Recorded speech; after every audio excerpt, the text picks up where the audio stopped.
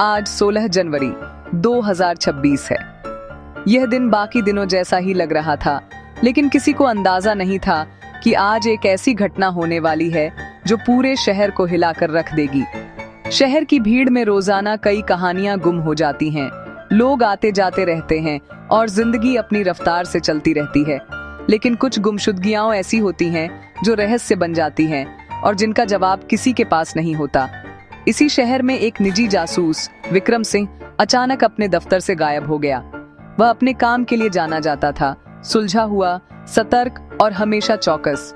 उसके दफ्तर का दरवाजा खुला था, लाइटें जल रही थीं, जैसे किसी ने जल्दी में सब कुछ छोड़ दिया हो। मेज पर चाय का कप आधा भरा था और कागज बिखरे हुए थे, जैसे वह अभी अभी उठकर गया हो।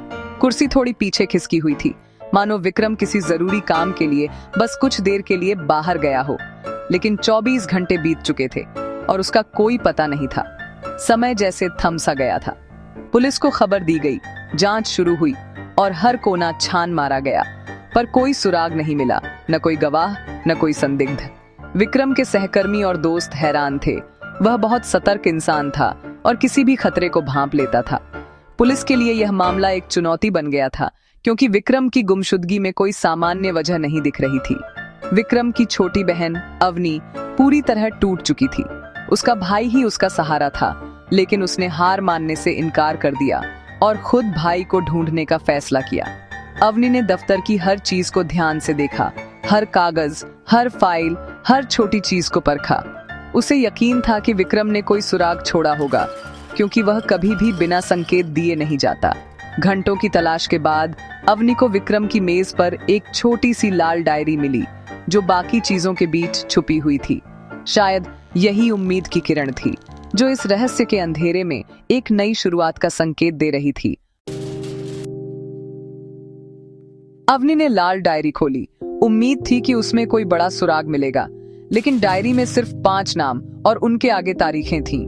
कोई कहानी नहीं, बस नाम और तारीखें। पहला नाम था रमेश गुप्ता, फिर सुनीता देसाई, मोहन वर्मा, प्रिया शर्मा और विजय खन्ना। अवनी सोचने लगी, क्या ये विक्रम के क्लाइंट थे या खतरे से जुड़े लोग? तारीखें 4-5 साल पुरानी थीं। इनका क्या मतलब हो सकता था? अवनी को लगा ये मामूली लिस्ट नहीं है, बल्कि एक पहेली है। उसने डायरी को अपने पास रखा और घर जाकर नामों और तारीखों की लिस्ट बनाई। सवाल था, इन नामों की जांच कहां से शुरू की जाए? अवनी ने उन तारीखों से जुड़ी पुरानी खबरें इंटरनेट पर खंगालनी शुरू कर दी। अवनी ने कई रातें जागकर इंटरनेट पर नाम और तारीखें सर्च की, हर छोटे छोटे सुराग को पकड़ने की कोशिश की। उसके सामने स्क्रीन पर पुराने अखबारों की कतरने, धुंधले फोटो और अधूरी रिपोर्ट्स थीं। हर क्लिक के साथ उसकी बेचैनी बढ़ती जा रही थी, मानो कोई गहरी परतें खुलने वाली हों। लेकिन घंटों की मेहनत के बाद भी उसे कुछ खास नहीं मिला। कई बार तो उसे लगा कि शायद ये नाम और तारीखें महज इत्तेफाक हैं। फिर अचानक उसके दिमाग में सवाल उठा, क्या ये नाम एक ही घटना से जुड़े हो सकते हैं? क्या डायरी में लिखे नाम किसी बड़े राज्य की ओर इशारा कर रहे हैं? 15 अक्टूबर 2020 की खबरें खंगालते हुए अवनी को एक चौंकाने वाली जानकारी मिली। शहर के मशहूर बिजनेसमैन राज मल्होत्रा की मौत एक रहस्यमयी कार एक्सीडेंट में हुई थी। उस हादसे ने पूरे शहर को हिला दिया था। हादसे के बाद राज मल्होत्रा की सारी जायदाद उसके बिजनेस पार्टनर अनिल मेहरा के नाम हो गई थी, जिसने अचानक कंपनी की कमान संभाल ली थी। लेकिन शहर में कई लोगों को शक था कि यह महज हादसा नहीं, बल्कि एक सोची समझी साजिश थी। लोग दबी आवाज में बातें करते, लेकिन कोई खुलकर सामने नहीं आया। अवनी ने डायरी के नामों को उस केस से जोड़ने की कोशिश की, हर नाम को खबरों और रिपोर्ट्स से मिलाया। उसे लगने लगा कि ये नाम किसी गहरे जाल का हिस्सा है। तभी उसे पता चला कि रमेश गुप्ता नाम का एक आदमी, जो उस एक्सीडेंट वाली जगह के पास चाय की दुकान चलाता था, असल में उस रात का चश्मदीद गवाह था। रमेश ने पुलिस को बताया था कि उसने एक और कार को तेजी से जाते देखा, जो हादसे के तुरंत बाद वहां से निकली थी। लेकिन उसकी गवाही को पुलिस ने गंभीरता से नहीं लिया और उसकी बातों को नजरअंदाज कर दिया गया। शायद किसी ने जानबूझकर सच्चाई छुपाई थी। अवनी को आखिरकार पहला बड़ा कनेक्शन मिल गया। डायरी के नाम सीधे सीधे राज मल्होत्रा केस से जुड़े थे।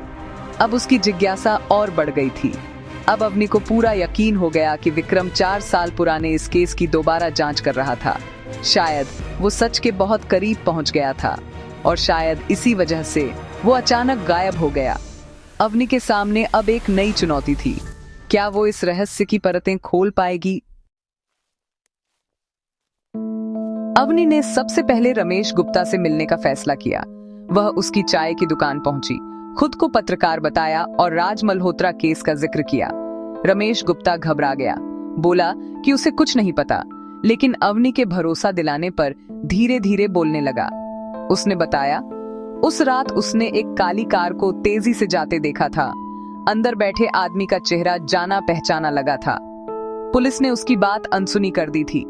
बाद में कुछ गुंडों ने उसे धमकाया भी था। अवनी ने पूछा, क्या हाल ही में कोई उससे पूछने आया था?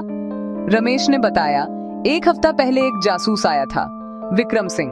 उसने विक्रम को भी वही सब बताया था। अवनी को यकीन हो गया कि विक्रम सच के बहुत करीब था। अब अगला नाम उसकी लिस्ट में था। डायरी में दूसरा नाम था सुनीता देसाई, जो राज मल्होत्रा की सेक्रेटरी थी। अवनी ने सुनीता का पता निकाला और उससे मिलने पहुंची। सुनीता ने केस का जिक्र सुनते ही बात करने से इनकार कर दिया, लेकिन अवनी ने हार नहीं मानी। जब अवनी ने अपने लापता भाई का जिक्र किया, सुनीता नरम पड़ी और अंदर बुलाया।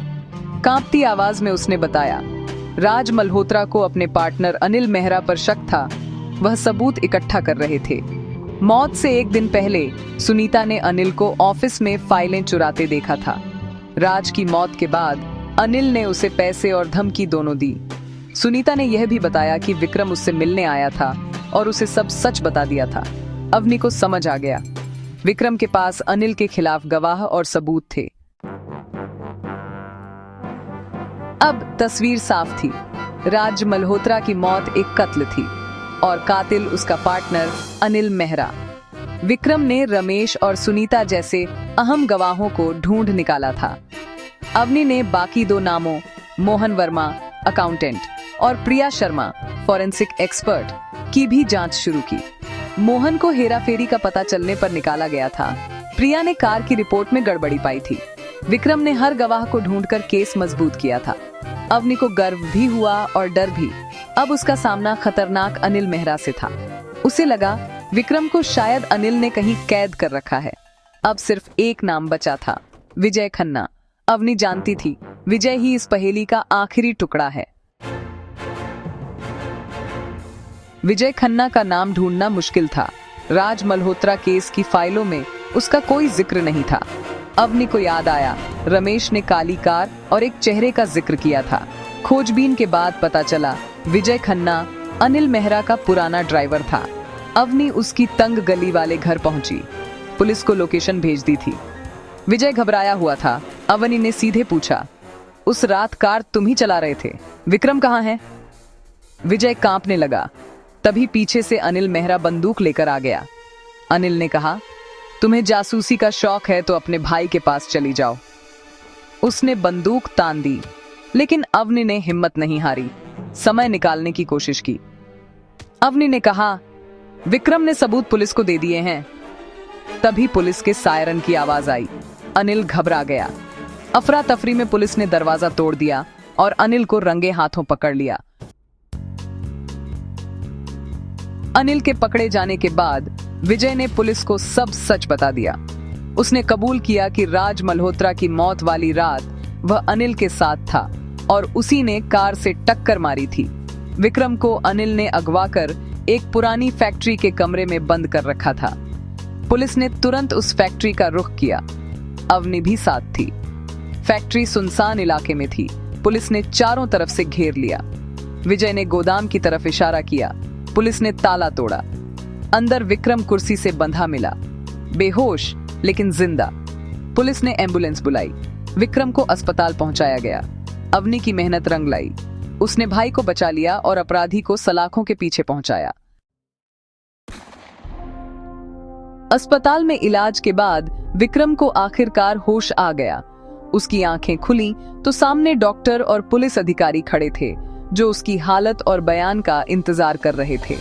विक्रम की यादें धीरे धीरे लौटने लगीं और उसने महसूस किया कि वह एक बड़ी साजिश का शिकार हुआ है। उसने बताया कि कैसे वह राज मल्होत्रा केस की सच्चाई के करीब पहुंच गया था। लाल डायरी में उसने गवाहों के नाम और जरूरी सुराग लिखे थे ताकि कोई भी जानकारी छूट न जाए। यह डायरी उसके लिए सबसे बड़ा हथियार बन गई थी। विक्रम ने एक एक करके सबूत इकट्ठा किए, कभी गुप्त रूप से, कभी खतरा उठाकर। उसे पता था कि यह केस जितना दिखता है उससे कहीं ज्यादा खतरनाक है।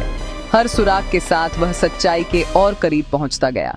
विजय खन्ना उसका आखिरी गवाह था, लेकिन उससे मिलने से पहले ही अनिल ने उसे अगवा कर लिया। यह घटना विक्रम के लिए एक बड़ा झटका थी, क्योंकि अब केस की डोर अनिल के हाथ में थी। अनिल ने विक्रम से बार बार सबूतों के बारे में पूछताछ की, उसे डराने धमकाने की कोशिश की, लेकिन विक्रम ने हिम्मत नहीं हारी और मुंह नहीं खोला। उसने अपने मन में ठान लिया था कि सच को सामने लाना ही उसका मकसद है। पुलिस ने अनिल और विजय के बयानों और अवनि विक्रम के जुटाए सबूतों के आधार पर केस तैयार किया। हर दस्तावेज, हर गवाही अब सच्चाई की ओर इशारा कर रही थी। सुनीता और रमेश, जो पहले डरे हुए थे, अब बिना किसी डर के गवाही देने को तैयार हो गए। उन्हें विश्वास था कि अब न्याय जरूर मिलेगा। अनिल ने लालच में अपने ही पार्टनर की हत्या कर दी, गवाहों को डराया और विक्रम को अगवा किया। उसकी हर चाल अब बेनकाब हो चुकी थी, लेकिन सच को दबाया नहीं जा सका। अवनि की हिम्मत, सूझबूझ और विक्रम के साहस ने मिलकर केस सुलझा दिया। दोनों ने मिलकर हर मुश्किल का सामना किया। ये कहानी हमें सिखाती है, अंधेरे में भी सच की एक किरण काफी होती है। बस उसे ढूंढने और उस पर चलने की हिम्मत चाहिए। जब इंसान सच्चाई के लिए डट जाए तो कोई भी साजिश ज्यादा देर तक नहीं टिक सकती।